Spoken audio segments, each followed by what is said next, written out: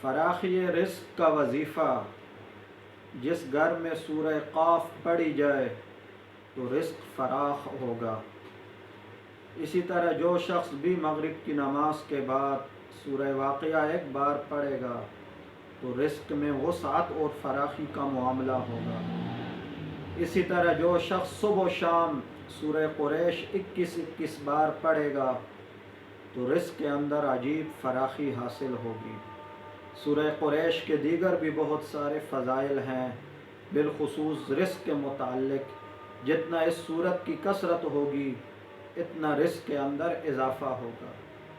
اسی طرح جناب نبی پاک صلی اللہ علیہ وسلم پر درود، بالخصوص اللہم صلی علی محمد عبدک ورسولک وصلی علی المؤمنین والمؤمنات والمسلمین والمسلمات، یہ درود پاک جو شخص بھی 313 بار پڑھے گا تو اللہ جل جلالہ ہر معاملہ میں آسانی فرمائیں گے، پریشانی دور ہوگی، بالخصوص رزق کے معاملہ میں وہ کبھی پریشان نہیں ہوگا۔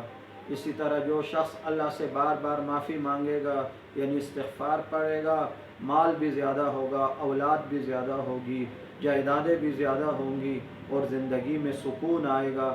شکریہ، خدا حافظ۔